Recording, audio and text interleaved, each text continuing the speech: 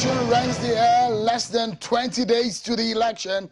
Court cases over the Naira notes controversy. Things are heating up in the polity and matters are getting to a head. Tonight, Buhari Super Minister will be joining me on the set tonight as we are understanding that the government will be wrapping up. But what have they done in this period in office? And so the 2023 verdict begins now. It's 18 days and we're counting.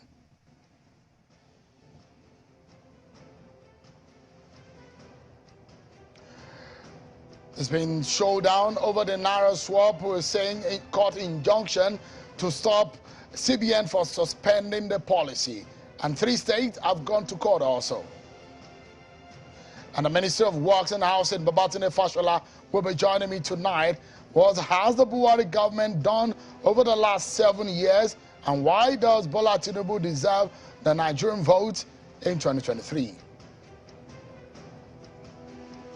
Today, the Supreme Court ruled in favor of the Senate President Lawan, affirming Lawan as authentic candidate of the APC for Yobe North Senatorial election. Hello everyone and welcome. This is 2023 verdict live on Channels Television. I'm sure Kimbaloe in Abuja. Our countdown continues. 18 days to the February 25th polls, and Nigerians are anticipating the opportunity to elect their leaders in February this year.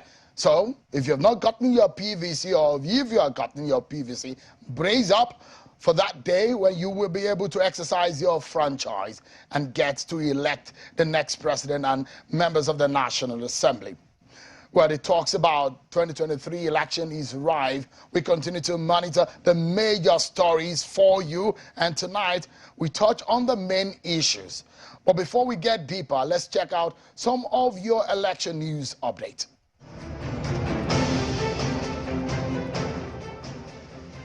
The governorship candidate of the Labour Party in Abia State, Dr. Alex Oti, has expressed confidence in the Independent National Electoral Commission (INEC) to deploy the bimodal voter accreditation system (BVAS) and electronic transmission of results in the forthcoming general elections.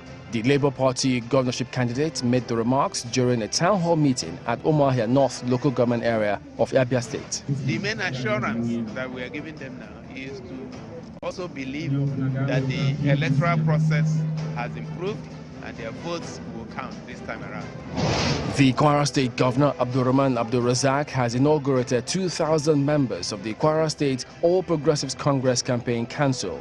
Addressing members of the council in Ilorin, Governor Abdul Razak asked them to go to all grassroots in the state and ensure the victory for the presidential candidate of the party, Bola Tinubu, and all candidates of the APC. The African Democratic governorship candidate in Ogun State, Mr. Biyi Otegbeye, says it is time for the Ogun West Senatorial District to produce the next governor of Ogun State.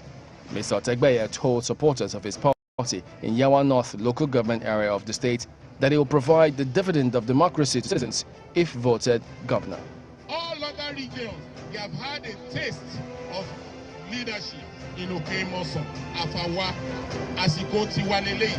It is our time, and for the benefit of everybody, we are not divided. Only one candidate from Ogun West is contesting this election. The People's Democratic Party Presidential Campaign Council in Zamfara State has commenced house-to-house campaign to mobilize support for the presidential candidate of the party, Atiku Abubakar, ahead of the presidential and governorship elections. After the meeting with the PDP members in 6 local government areas in Zamfara in Anka local government area of the state, the chairman of the state PDP Campaign Council, Mr. Madi Aliyu, says if elected, Atiku's administration will address the insecurity problems and create employment for the youths across the country.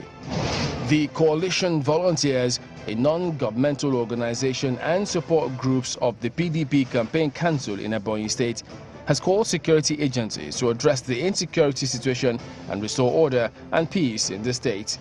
At a press briefing in Abakaliki, the state capital, the spokesperson of the group, Mr. Darlinson Onwe, called on the Ebonyi state government and those he says are militia forces to stop intimidating opposition.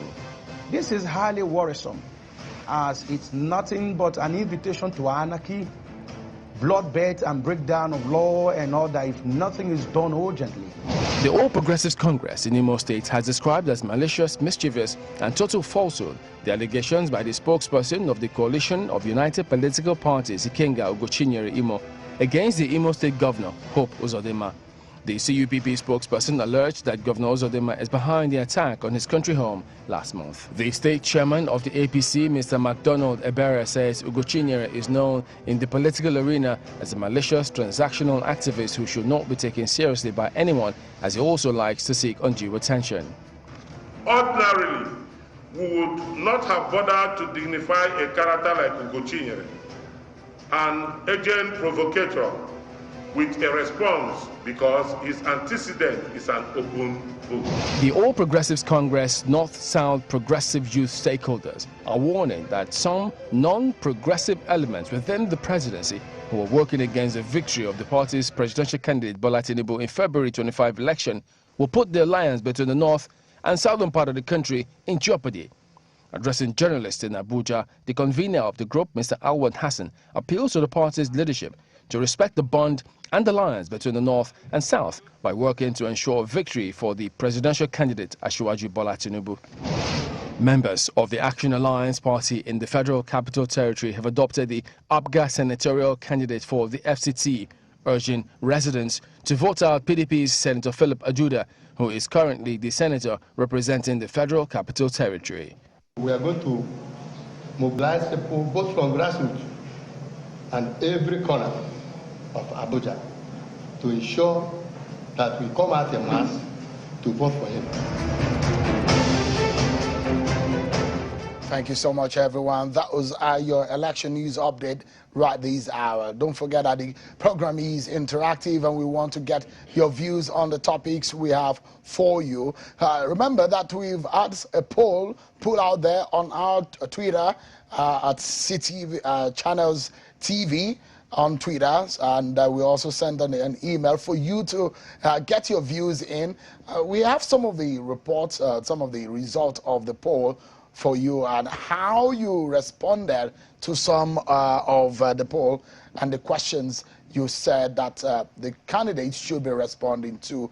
So we were asking the question, which of the issues do you think that the candidate should focus more on, either when campaigning or upon winning? So this is the way you voted in that poll on YouTube, with over 14,000 votes, and a lot of you said security is what you think they should vote for. I'll talk about more on Twitter. A lot of you also talked about economy. This is the total vote on YouTube. And on Twitter is over 11,000. Economy is how the Twitter folks polled. We can tell you that President Muhammadu Buhari was in Katsina State today alongside the presidential candidate of the APC, Bola Ahmed Tinubu. And it was a homecoming of some sort for President Buhari, who took the presidential candidate and raised his hand at the podium. For the PDP candidate, Atiku Abubakar, he was in Benue State, where he's promising the people of Benue State that he will ensure that he stops the issue of killing and ethnic clashes should he be elected as president. What about the Labour Party candidate, Peter Obi? He was in Ilorin in Kwara State. As soon as he touched down at the international airport in Ilorin, he went straight to the Emir of Ilorin's palace before he went to the rally ground to speak to the supporters. And part of the stories that we are following for you as our major story is some of the political parties have gone to court getting an injunction to stop the CBN of thinking of suspending the Naira note swap policy. 3 states, Kogi, Kaduna, and Zamfara State, have also gone to court over this matter. The Buhari government under the APC will be wrapping up the business, their business, which they engaged with Nigerians in the past 7 years or so, about May this year. But after 2 terms in office, how would you say the Buhari government have fared, considering that the party is seeking re-election? There is a man popularly referred to as the poster boy of the Buhari cabinet from the first term. He's a former governor of Lagos State, a senior advocate of Nigeria. Mr. Babatunde Fashola is our guest tonight. and he's been superintending over the Works and Housing Ministry over the last 7.5 years or so. Tonight, Mr. Fashola joins me live here in our election studio. Thank you so much, Mr. Fashola. Thank you so much for joining us tonight. Thank you for having me, and Happy New Year to you and to viewers. We're saying for the first time, isn't it? So, although it's February though. Yeah, I'm seeing you for the first time. Thank you so much. Let me commend your organization for the investment in this new studio, and it shows that you're here for the long term. Thank you so much. Appreciate it. It's more beautiful to the eyes than even what you see on television. Precisely so. Thank you so much. Let's get started. I'd like to make an assessment because there is so much that are being imputed in this government, and you as a person, a lot burden was put on your shoulder. Let me begin with perhaps one project that a lot of people will be expecting to get an update on, and that is the Lagos-Ibadan Expressway.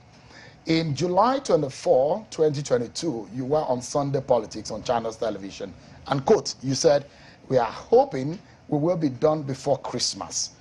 What is the state of things now? Okay, we have two contractors there, RCC from kilometer 44 to kilometer 127. They are currently at about kilometer 117. So we have just about 10 kilometers more on that stretch. We have Julius Berger from kilometer 43.9 to kilometer 0 at Ojota. They're working on about the last 3 kilometers into Lagos. Where we are is that everybody who uses that road now will tell you that there's a remarkable difference, and it is a difference for the better. So it's a work in progress. We haven't finished, but clearly journey times have reduced significantly, and that is the purpose of investing in a road network. So in half the time that our opposition, main opposition, had to address that problem, we have almost solved it.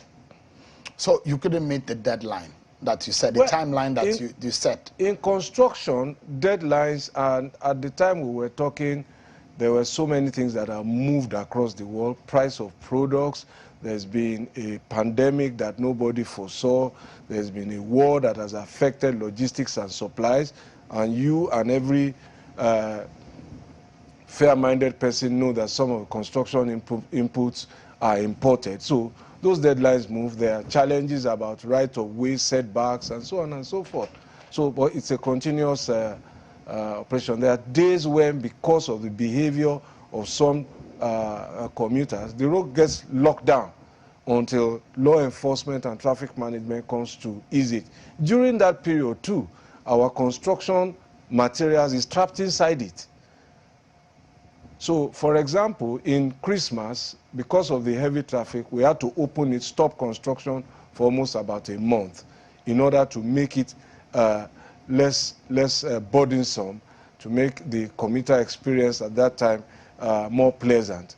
We opened up all of the places where we barricaded, because we have to barricade for the safety of the construction workers too. So we don't want trucks, vehicles to run into them. They're Nigerians just like you and I. So those are things that shift some of these predictions. And so do we have a new date for the completion of the We're expecting that we will finish before the end of this term, sometime in between April and May.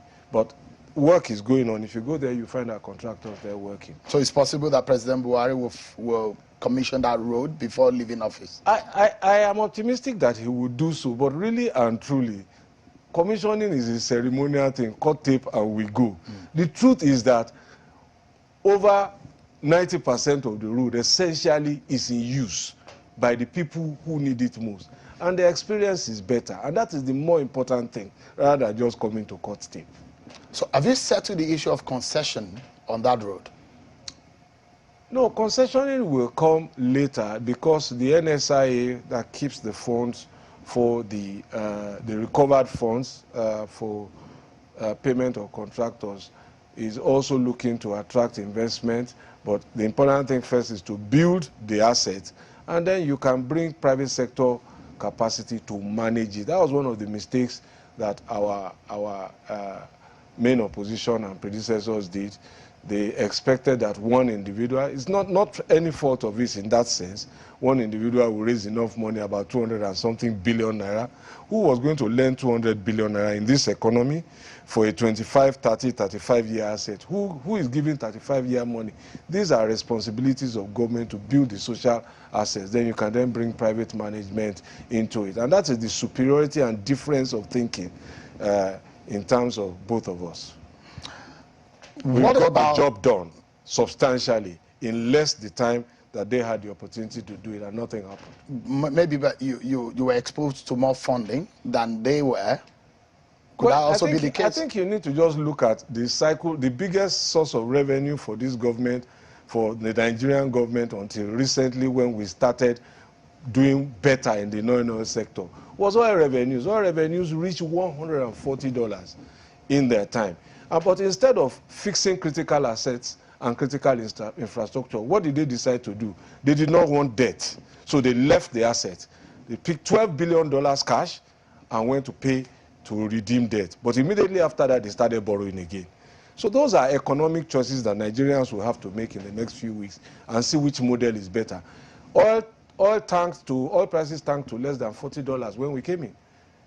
A recession that they foretold in 2014. They said a recession was coming. That's what we inherited. Construction workers were laid off. I was addressing them today. One of them, out of 5 that I spoke to in 2015, one of them had laid off 5,000 workers. And government was owing that company $3 billion. Today they're employing workers by the hundreds of thousands because we brought them back to work. And I told them today, go and vote for your business. It's not partisan anymore. Go and vote for who has done you a better deal. And I'd like to ask you, if we touch on all of the projects you promised as a government, we might not leave here today. But I'd like to touch on those ones that are perhaps the biggest of those projects. And the second one that comes to mind is the second Niger Bridge. There was a time during the festive period that you opened up a segment of that road to commuters. That to brighten the minds of a lot of people that have been looking forward to that road being constructed, that channel being opened or bridge being constructed. What is the estimated time? Because the time that you also set, and I don't want to keep going back to your timeline, because if I quote you back and back on your timelines, it means that you've not been able to meet a lot of them. But this time around, what is your realistic target of finally opening up that road 100%? Okay, when you are talking about these assets, I think it's important to understand also that infrastructure is not the end. Buhari never campaigned on infrastructure, he campaigned on the economy. And I don't see what you can realistically do in any economy where the infrastructure is aging, it is insufficient, and it is broken. So he campaigned on it. So infrastructure is just a means to get the economy back on the road. One party says that, oh, we will privatize it. We've seen the attempt to privatize the Lagos-Ibadan Expressway, and for 16 years it didn't produce a road. We also saw the attempt to privatize the second Niger Bridge, and for about 5 or 6 years, between 2010 and 2015, there was no bridge. Buhari understands, the APC understands, this government understands that this is a social investment. The government has to lead that investment. And so we have made that investment. Bridge is finished. The Onitsha side road is essentially finished. It's the link road on the Asaba side. And again, so that you understand, these are not items for celebration for us. They are essentials of government to drive the larger objective, which is to move people. So the River Niger is just a few kilometers, barely 2 kilometers. People used to spend 18 hours there. And the president said, look, since you finished the bridge, they can use the construction road. Why don't you open it to the public? And we did just that. And the result and the impact was tremendous. 18 hours, sometimes a whole day, became a matter of minutes. So that shows you the relationship between infrastructure development, quality of life, and so on and so forth. So what we expect now is that before around the 15th of May, thereabouts, the timeline we have. But don't forget, some of these timelines also shift because of the local circumstances. For like 2.5 or 2 years, it has been difficult to work in parts of that place because they stopped work on a Monday. So if you look at the number of days we've lost over 2 years, you must factor it into some of these moving targets. Then there are compensation issues that people don't see. We have to relocate all the 132 kV lines, transmission lines across.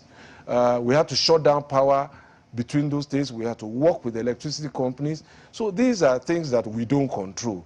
We make estimates based on our reality, and then we deal. So it shows, first of all, a government that is planning. Plans can move. That is the reality of life. But at least we have a plan. And bridge is finished. One side of the link road is completed. It remains 4 kilometers of work. I think we deserve every commendation. We've done what the opposition couldn't do. It was an electoral promise. It's now a real bridge. Bodo Boni Bridge, the road that should link Nigeria's most prolific gas production resource, where we take a lot of money. There was no road for centuries. There were 3 failed attempts to build that bridge. It's going to be finished in December of 2023. I've been there a couple of times. Your crew have covered it. So some of the heavy lifting, the Apapa Woronshoki Road, built since 1975, these are economic assets. They lead to ports. They lead also discharge petroleum products. That's how you get an economy going. Almost finished. Yeah, Mr. Fashola, Nigeria has about 36,000 kilometers of federal roads. Yes.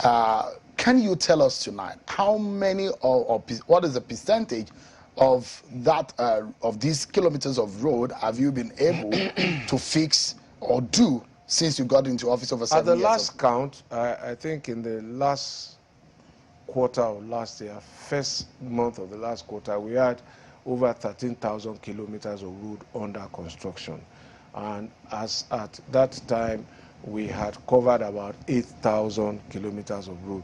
Just this morning, we were presenting another check, symbolic check of 110 billion naira for Sukuk.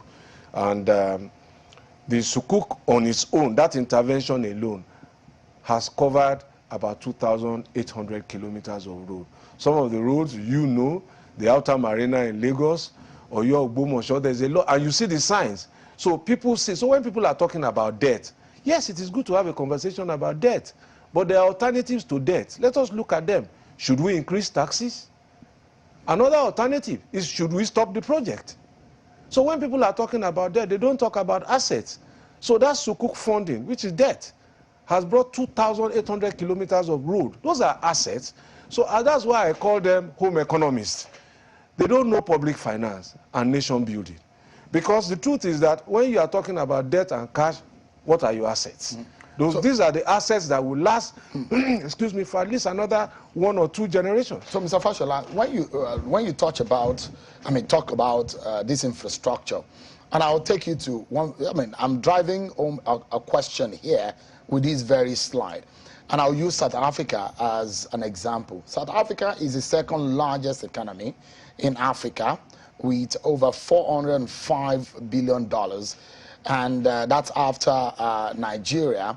South Africa has the 9th longest road network with over 891 kilometers of road, and the 10th longest rail network. South Africa's GDP grew by 2.3% in Q3 of 22, while Nigeria grew by 2.96%. Nigeria is not ranked. There is a strong correlation between infrastructure spend and economic growth. South Africa does not have many uncompleted projects like Nigeria. My question is, Mr. Fashola, how come South Africa is able to do this and Nigeria cannot? First of all, you have to understand that there are different constitutional arrangements in South Africa. South Africa is not a federal republic. We are a federal republic. And so there are interchanges between levels of government. But more importantly, when was all of this South Africa's infrastructure built? Essentially, most of it was built before the independence, the liberation of South Africa when Mandela was released. Essentially built by their network and their affiliations with Europe. So if you go into South Africa, I've been there, I think the last time I went there was about 3 or 4 years ago, you will see also the infrastructure is aging. Now, there was an injection of new infrastructure, the Gauteng Rail, expansion of Oliver Tambo Airport, and a few other facilities when they hosted the 2010 World Cup. And those are some of the things that we should be doing in order to build infrastructure. So I'm not sure that the correlation you are trying to do, that South Africa does not have unfinished infrastructure. They have aging infrastructure. They can't even finance infrastructure spend now. That is the truth. That economy is breaking down. You can see their last 2 years or so, the ratings of some of their economy, junk rating. That's what they call them. So there are no comparisons. But they've built an infrastructure base that we need to replicate. So you will see us expanding our airport. So you will see us building a new seaport. You will see us supporting private sector, investing in a new refinery led by the Dangote Group.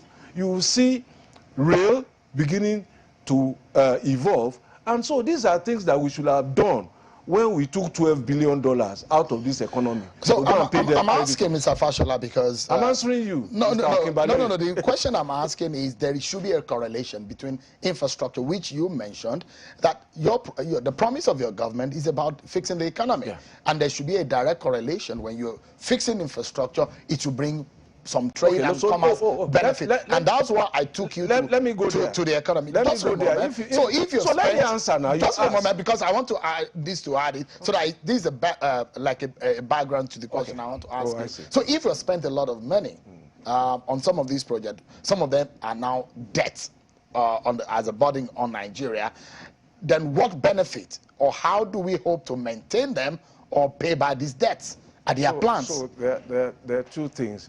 If you go through the quarterly GDP results, right, when the recession broke, when there's a recession generally, the first sector that is hit most is services sector.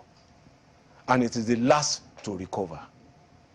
Go and look at the last 3, 4, 5, 6 GDP results and look at the first 4 when the recession started. Services sector is back. That's when you know that you're out of recession and the trajectory is growth. And that is what our candidate is saying now. I want to double that growth. First response. The second response is that if you go and look, I gave you the figures when we started. The recession was predicted before we came. And I gave you some figures. One construction company had lost about 4,000 jobs, laid off people. Those jobs are back. So if you go and look in the GDP result, the sectoral breakdown, you will see transportation sector performing. It's not performing only because of rail and air. It's performing because the road network, the road sector is coming back. You talked about Lagos Ibadan. You didn't talk about Kano Maiduguri. You talked about Papa Urushoki. It used to be gridlock. It didn't move.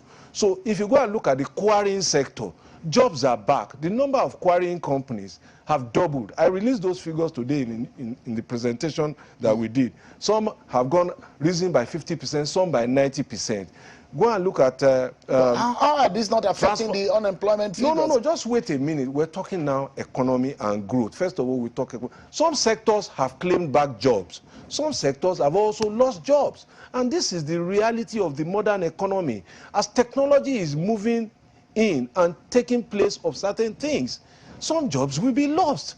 Even in Channels TV, some jobs have been lost because of your embracement of innovation, or you have reskilled and retrained other people to go and do other things. This is the real life. Some companies have shut down. They are shutting down across the whole world. This is the reality. Now, are we growing enough to take everybody on? Not yet. But to the question you dare ask, how do you get out of a bad economy? You want to produce, according to one of the candidates. How do you produce without infrastructure? Where is the production going? If you don't have power, if you don't have roads to transport it, if you can't move it by sea, you can't clear it at the port, those economic models are not going to work. This is the backbone of the future for Nigeria. And it's been done. It's not complete, but the backbone is there. Right. Look at those periods when we used to say a glory period. That was the period we built most of the infrastructure. That was when we built Tinkan Island and all of that. So we need to go again. We need to take a break now.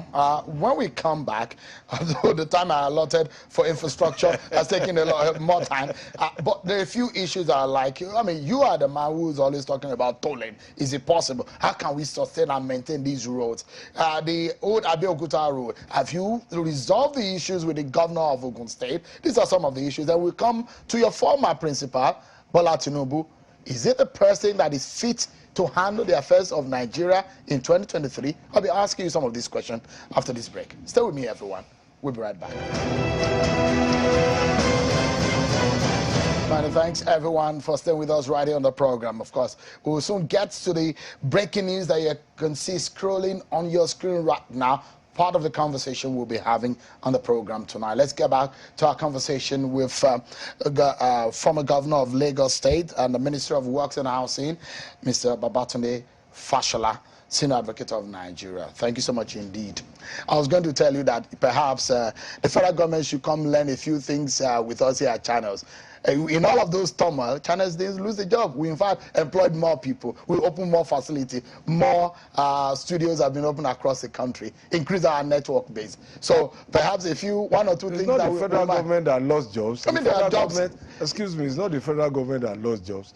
It's the private sector that is the largest employer of labor. And with the amount of money you are making from adverts in this campaign season, you clearly have the backbone now to make more investments. I'm just setting the record straight. I won't be surprised.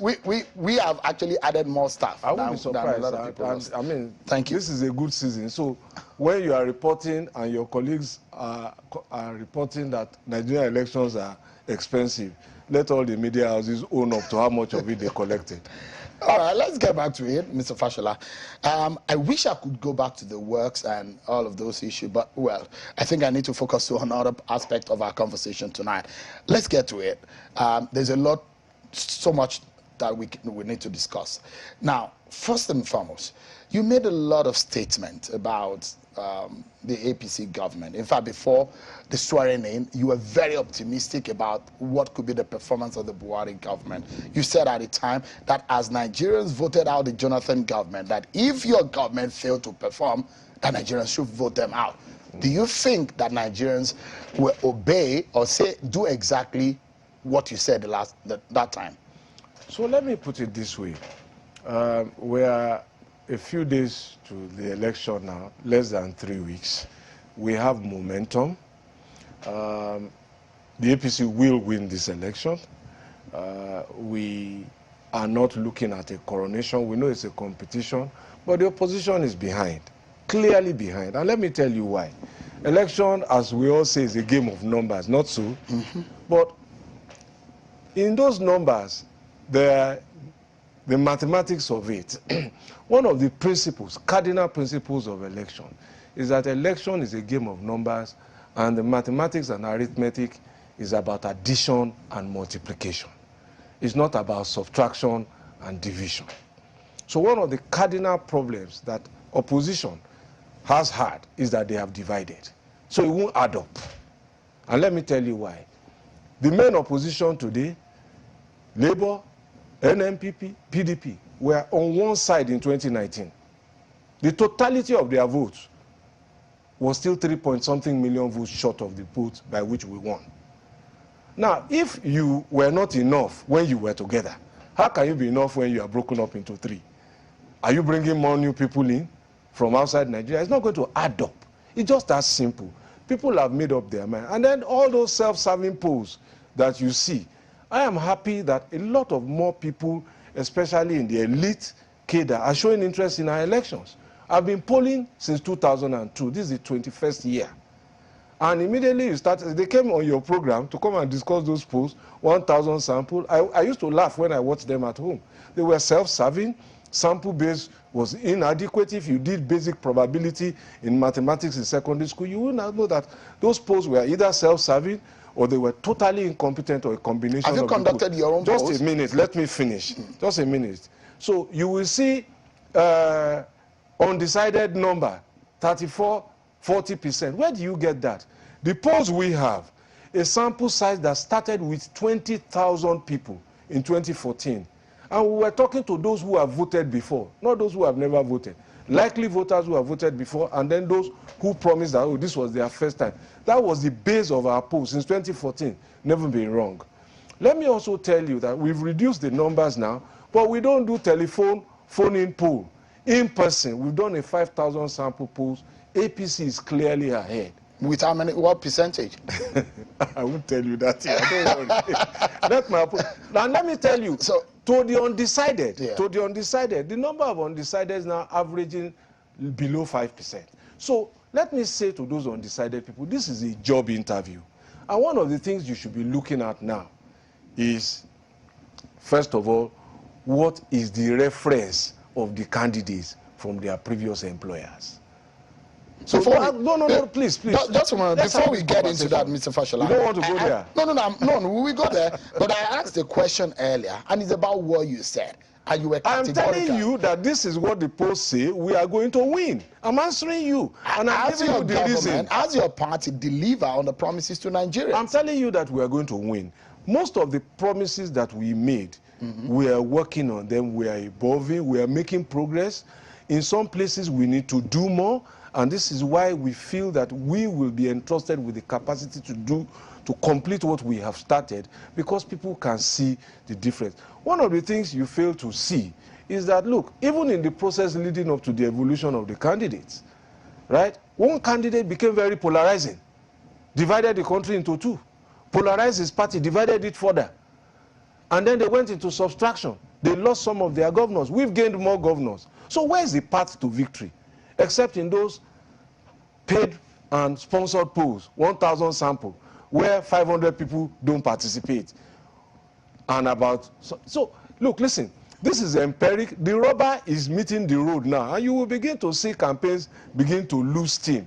You know, when Alex Ferguson and Arsene Wenger used to compete and round each other's clothes, there was one season Alex Ferguson said, this is squeaky bum time. Now we're in squeaky bum time. Until the special one. We are on the home run now. Until the special and one you will see the seats will get hot. so this is where we are. We have the momentum, and we're not going to lose it. I know you play football. I know you're a Man U fan. But at some point, there will be question, and you have changed coaches several times in that football club. Now, the idea is about the supporters who are, I can say they are Nigerians. And I'll get you back to the question I asked earlier. Have you performed to the point that Nigerians will vote your party again? We've been talking about the economic differences, for example. We've told you sectors that have gained strength. We've told you transport. We've told you truckers. We've told you haulage. We've told you ports that have been expanded. These are economic aids. There's always also a distance between policy and results. In terms of security, for example, in spite of all of what we have had to go through, which is really unfortunate, and let me be very clear about that, there's a marked difference, a real stark difference. And, you know, I came to Abuja in 2015, but before we get there, before 2015, two things were happening. Nigeria could not hold any of its public events, May Day rallies, ceremonial events, October 1 events, at the Eagle Square. We were hiding in the villa. That's not a vote for security. It's not a vote for security. All that has happened post-Buhari. For those who lived in Abuja here, let me remind them, all of the major public places, restaurants, bars, hotels, entertainment, these are jobs that were lost. They closed at 7, barricaded by sandbags. All of that has been turned around. Now, before Buhari, there was a denial that there were no children kidnapped at all from Chibok. Unfortunately, we haven't got all of them back. But something has moved significantly. I think over 200 and something of them have come back from denial. Unfortunately, Les Sharibu is still not recovered. But this is the difference. Now, the problem is that new problems have arisen. But the difference between us and them is that we solved the problems they denied existed. While they were hiding in the villa, we were out there confronting the problems.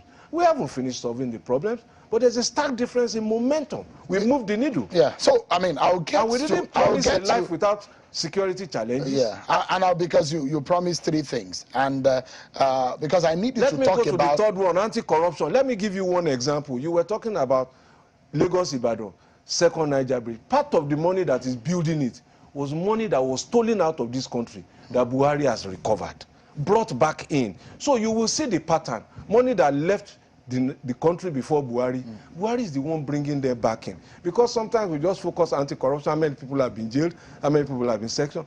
Now, President Buhari just approved 114 billion, I think, about 2 weeks ago, monies recovered by law enforcement agencies to put into these 3 projects. Because we still don't have all the money to Mr. Fashola, because of our time, that is the difference. Because I would like you to talk about the issue of electricity and Mr. Tinubu tonight. Because you were categorical about the issue of electricity. In fact, you said, stone us if you cannot give you light. No, I didn't say that. I didn't say stone us. What did you say, sir? I never said stone us. What did you say, sir? No, I didn't say that. You got on the performance of electricity. Just calm down. Just calm down. I'm calm. I'm the one that One of the things that was said about me was that I said we would electrify Nigeria in 6 months. It was a lie that I allowed to run until the day I asked my media men, play the tape back. And since then, that lie has gone. Don't say things that I didn't say. Okay, please correct the narrative. I don't know which event you have been correct. You have been quoted as saying, and I said I'm a public servant. Yeah. I address the public from time to time. Just like you sit down here, can you possibly remember all of the things you have said in all your daily and nightly interviews from your head? That is logically impossible. So don't ask me to do the impossible. But if you give the context and the event and the date, I will tell you what I said. But I know that in my nature, the way I speak, I don't say those kind. I don't use words like stone. I'm not even a violent person. Stone is violence. I don't use those kind of words. They are not part of my vocabulary. So, and I'll get you to talk about Mr. Tinubu just in a moment. So, in 2015, the inflation rate is about 9%. Now it's in double digits, over 20%. You see, how many places has the inflation rate gone down across the world? Just a moment, sir. No. How many places has the inflation rate gone down just a moment. Across the world? If you allow me to ask the question. How many places are there no cost of living challenges, whether in Europe or America? Mr. Fashola, I'm very sure that you saw some few queues on the road. Oh, yes, I did. You saw how much of queues people are having at the banks. I sympathize and the videos with Nigerians so for what they are going if people are going through these economic woes, how do you then convince Nigerians that your party deserves to be voted? You are now interrupting. No, I am the one asking the question. You did not allow interrupting people. Mr. You didn't allow me to ask the question. You were anticipating my question, but you didn't allow me to land. Please go ahead, sir. So, in the process of interrupting me, I lost your question. Can you repeat? I am saying the fear queues that we see on the road. Because election 101 in 5 is coming No, up. don't worry. We still have some 5 minutes more. Okay, and you will talk about Mr. Tinubu. So tell me. So I was asking, these economic woes that Nigerians are experiencing, the fear queues, the ATM, the queues they're having, the hurry time they're having to even get their own money. Nigerians are all buying naira with naira. How do you convince Nigerians that under the Buhari government that these things are happening? Please vote us again. So let me say that, as I said earlier, I empathize with those challenges, and but some of them are the result of policy, and it is the responsibility of public servants, especially those responsible for those policies, to look back and say, did we intend to cause this pain? And if the policy is not working, perhaps you have to readjust, and to also ask yourself whether you thought this through.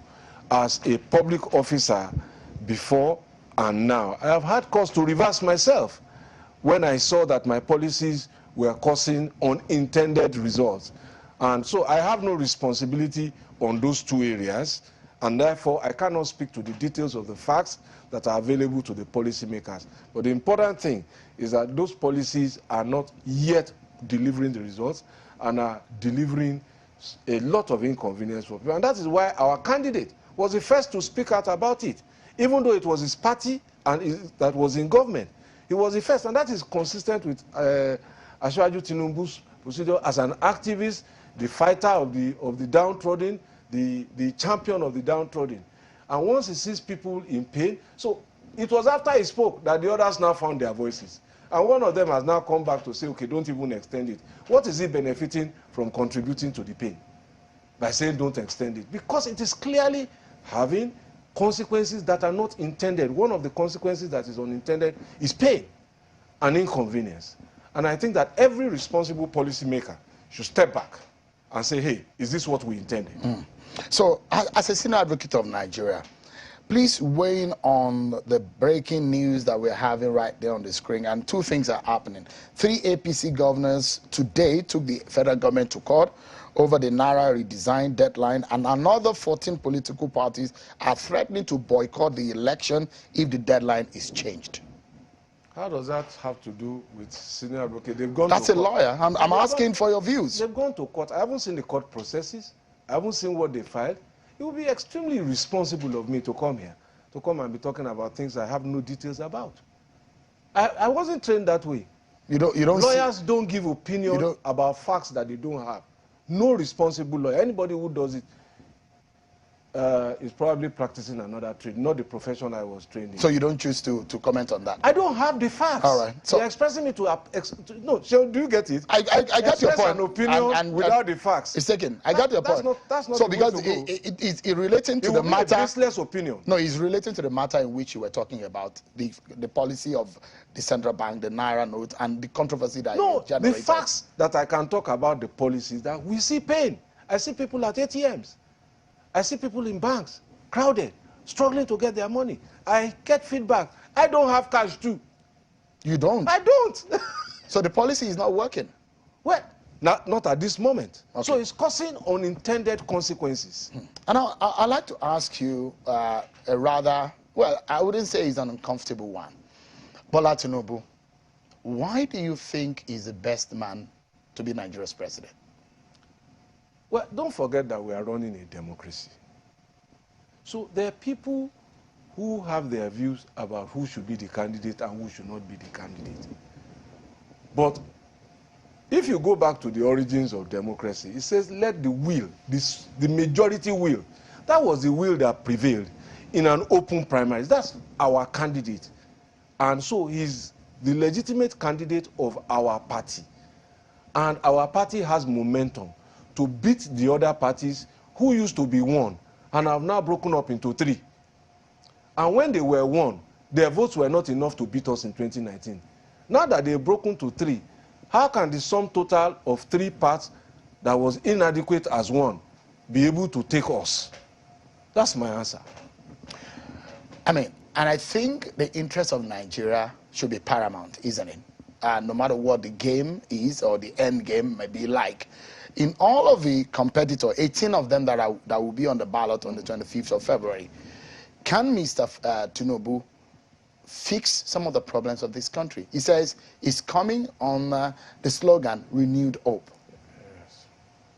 So, again, clearly, if you look at his track record in his previous public service experience, whether when he was senator, he chaired the largest committee of the Senate ever. They broken that committee into about 5. Banking, currency, I think appropriation and something. They broke it into about 4. If you look at his experience and his record as governor of Lagos, right? I've had cause to tell people, and I will repeat it again, many of his policies have gained widespread acceptance across Nigeria, including opposition states. 10 opposition states have passed Office of Public Defender law, his state-grown initiative to support people who did not have access to justice, who couldn't afford lawyers. LASA, to improve advertisement and revenue for local government, 15 states have passed similar laws. LASMA, his own state traffic management policy, 16 states have passed such laws. Judicial reforms, paying judges extra. From when he became governor, judges were earning 50-something thousand. It has become a national revolution. And I keep asking, if opposition and his own party have embraced his policies and ideas in governance, which is what we want to elect him to do, why are we hiding behind a finger? Even some of his colleagues who were in opposition states have joined him. They worked with him. So where are the other candidates? Who were the people who worked with him, with them? Who were their commissioners? Who were their former bosses? What did they have to say about them? These are the job recruitment requirements. You are asking people, when channels want to recruit somebody, they will say, who did you work with? won't you? What is your previous reference for where you are coming from? What about his present capacity? What is the issue about his capacity? He has run the hardest campaign. Wait a minute. He has run the hardest campaign, the toughest fought primaries. And even after that, he was the one going around, going to embrace people he defeated. And that shows his leadership quality, that this is not a winner-takes-all thing. This is nation building. And he's still campaigning. And I ask people, are any of you even able to do some of what this man is doing at his age, and you are doubting his fitness? You need to run his race first before you know whether he's fit or not. All right. You need to sleep the few hours he sleeps before you know whether you can do what he does. We need to wrap up now and quickly too, Mr. Fashola. I thought you said we had a lot of time. No, not a lot of time, but we had some few minutes afterwards. I just have about 60 seconds, and I'll ask you 2 questions in that bit. Two questions in 60 seconds. 30 seconds apiece. Do you really want me to answer them? One of it is being the fact that in this race, if you had opportunity to choose anyone aside Bola Tinubu to vote for, who would that be? Honestly, given what we have to choose, I will still choose Bola Tinubu. Because this is what is on the table. This is really what is on the table. So compared to other candidates? Is by record, by performance, by industry, by energy. Look, go and look at the tribute I wrote when he turned 60. All right. So you don't want me to answer again? My final question is this, and this one... The guy is built like a tank. Yeah. He looks frail. You think he's going to fall? He doesn't fall. You covered him, I think, in 2002. Very well. When he could barely get up to go to his campaign. And opposition was saying that, oh, if they elect him, he will die. He's still alive. All right. 2002 to now. Mr. Fashola, just in 30 seconds, APC governors suing You underestimate him at your own peril. APC governors suing APC government. Is the House divided against itself? Well, you can try as much as possible, or some of you, some members of the public, can try to infect us with the virus, the G5 virus that has infected the other political party. Unfortunately, there is no vaccine for that virus. So, look, constitutionally, the courts are there to resolve disputes. I don't have the facts of this case. I'm getting them in studio, and I won't comment on those facts. Mr. Fashola, I've interviewed you several times, and you have not changed. Thank you so much. You are a good interviewer yourself. You are getting better, so you have changed. Thank you so much, Mr. Babatunde Fashola, Minister of Works and Housing. Thank you so much indeed. And I wish you and your party the very best in the election. Thank you, Shehu. It's good to see you again. We take a break, everyone. And when we come back, the political parties who had gone to court and threatened to withdraw from the February 25th race will be joining me to speak about the lawsuit in which they filed in court and the reasons for that. Stay with us, everyone. We'll be right back. Thank you so much indeed, everyone, for staying with us. Let's now turn our attention to some court cases. Now, 13 out of the 18 political parties in Nigeria have threatened to withdraw from the February 25 and March 11 general elections in Nigeria over the Naira redesign policy of the Central Bank of Nigeria. They held a press briefing today called the Coalition of Chairmen of Political Parties, where they commended President Buhari on the redesign of the 200, 500, and 1,000 Naira bank note. In fact, some of the parties have since gotten an injunction that you can see on your screen from the court to stop the CBN from suspending the policy. You can see there. Well, earlier today, 3 states have gone to court, dragging the federal government before the court, Kogi, Kaduna, and Zamfara State, over these Naira policy matter. Let's get to talk to one of the political party leaders who held a press conference. I'm being joined tonight on the program by Kenneth Udenze. Thank you so much, Mr. Udenze, for joining us tonight on the program. Thank you, Mr. Shehu. Yeah, so you got an injunction of court today. Sure, certainly, absolutely. Is it 14 or 13 of you? We have to get 4 political parties out of the 13 political parties to quickly get to court, because what we had, the press conference we had today was an emergency. And because of the situation and what is happening in the country, we quickly have to put our acts together push 4 out of the 13 to go to get this injunction today, and we're very happy about that. So the court granted your prayers? Definitely the court granted our prayers. The Justice and Chair of FCT High Court granted all our prayers. So Nigerians should go back home and sleep and get sure that nothing will happen with respect to issues of hoarding of the Naira notes. So it is over, and the issue that has to do with the 10th of February deadline of the CBN remains sacrosanct based on this order we had today. So that injunction, it's effective for 7 days. It's effective for 7 days. Because it's an FCT High Court. Exactly. So until the substantial case is now being heard in being court. determined, exactly. Now, let's look at the reason why you went to court. Okay. Why did you have to resolve to that? Yeah, we have to resolve to that. Well, we have to look at it from the political angle, because less than 19 days to the election, every political party in Nigeria is working hard to make sure they gather the necessary votes to win election. And anything that can deprive us of that, we have to make sure, as politicians, to make sure that it never holds. And what is going on, in the polity is very, very appalling. If you look at out of the 18 political parties, only one political party is against the CBN policy. And we looked at it, and based on some of the permutations we have, because just like the minister that just left your studio now, they keep talking about winning an election. It's not going to be as business as usual, because definitely APC is going to lose the election. A lot is going on the ground. We are working seriously between the PDP and the Labour Party, Action Alliance, name other political parties. It is either, it can be any other party, but not APC, because they have caused a lot of damage to the country. That's why we have to go to court, because they are pushing. You mentioned 3 governors that went to court today, but we are smarter. We have to go and get this injunction today, so that Nigerians can, be sure that they have other parties apart from the APC government, apart from the APC political party, that can actually give Nigerians what they want. So this is about politics, actually? Yeah, it's all about politics. So not really about the Nigerian people? It is also, if you talk about politics, talking about politics, talking about good governance, it's all about... You know the reason why I asked the question? Okay. If it was about the Nigerian people or not.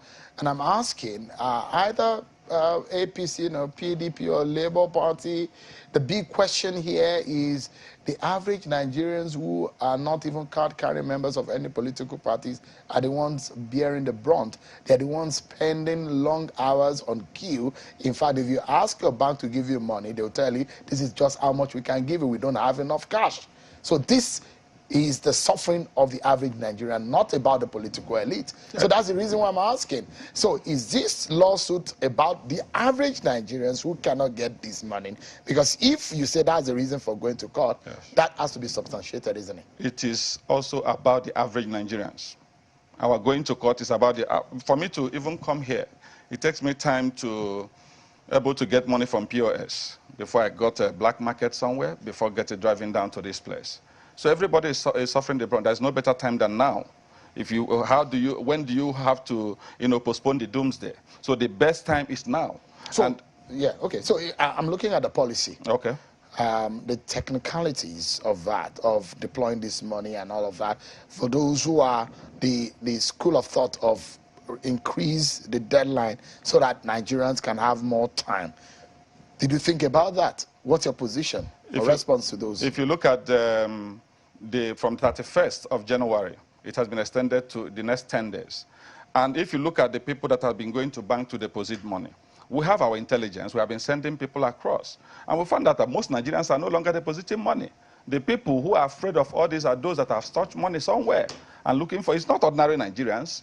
There are money. The only thing is that we've been able to get this order today, at least getting all the banks. It's about 27 banks for them to release, instead of collecting all the funds and sending it and starting it to politicians. Most of the money that has been released by Central Bank of Nigeria, by our understanding, have been hoarded by some of the parties, particularly APC. So a lot of things is happening, and the only way we can stop this is by going to court, and we've been able to achieve this.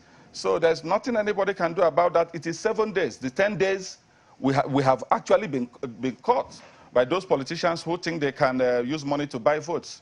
What are the facts on this scenario? We have our facts. What are the facts? And it's a privileged communication.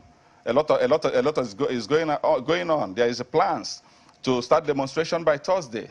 We have this intelligence. By who? By some of these governors who have run to Buhari to see what they can do to make sure that this policy is being extended.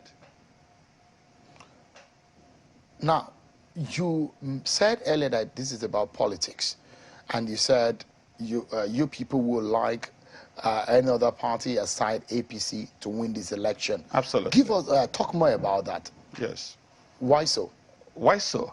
Nigerians have seen it all.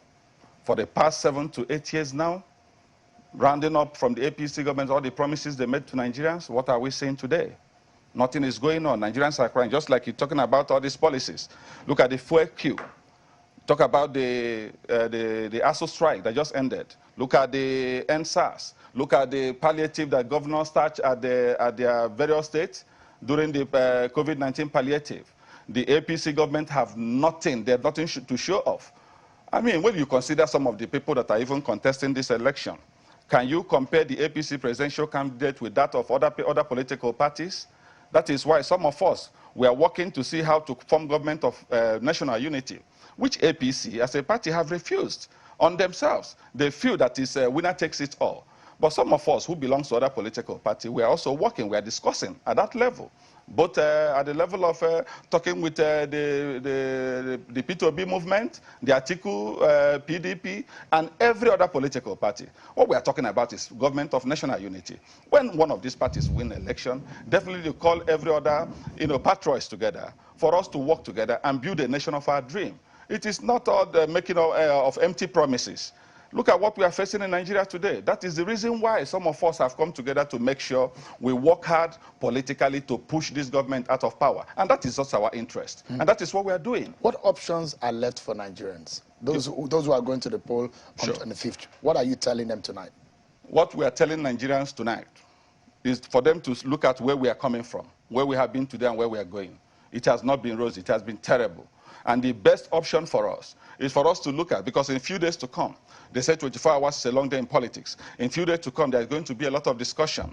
There's going to be a lot of understanding among us, the political parties. And I can guarantee you here, mark my word, that the political parties are going to come out to unitedly adopt a particular candidate. At the end of the among some of these political parties. How many political parties? We're about 13 of us. So you will merge, or you will... We are not going to merge. It's not going to be. Merger is almost it's out of it now. So, but you will coalesce. Yes. And line up behind one political party. One at the end of the day. We are looking at that option. Which candidate is this? We are looking at that option. We are going to announce that in a few days to come. Okay. And Nigeria, we are going to surprise Nigerians with that. A lot is going on. What are the parties you are looking to align with? Well, what are the options? Including my party Action Alliance. And my presidential candidate, Hamza Mustafa. We are talking about also somebody like Atiku Abubakar, P2B, Kwankwaso. These are men, these are people that can turn things around in this country. And we believe with the level of discussion that is going on, things will change within the few days to come. Beyond this injunction, what are your next steps? Well, our next steps, beyond this injunction, is we have been able to achieve this. So come 10th, it remains sacrosanct. The next thing is for us to wait wherever they are going to come from, particularly the APC, as a party. So we are waiting and to see what we are going to do. And I believe that with the strategy we have adopted and what we have to do, which is which is a kind of secret for now, we're going to release it to Nigeria maybe in the next coming week, and Nigerians will be better off it. Kenatu Denze, thank you so much indeed. One of the political party leaders who went to court to get an injunction and said they will boycott the election should there be any suspension of the CBN policy. Thanks so much for coming. Thank you, Sean. Thank you. Before I go tonight, let me tell you about the results of the poll that you participated. And this is how some of you responded when we asked you which of the policies or which of these issues would you do you think that the candidates should focus more on in the campaign on when they win election. We had security, the economy, corruption, and electricity. On Twitter, over 11,000 polling. People participated, and this is what he said. 42% said economy. On YouTube, over 14,000 people participated. and most of those said security.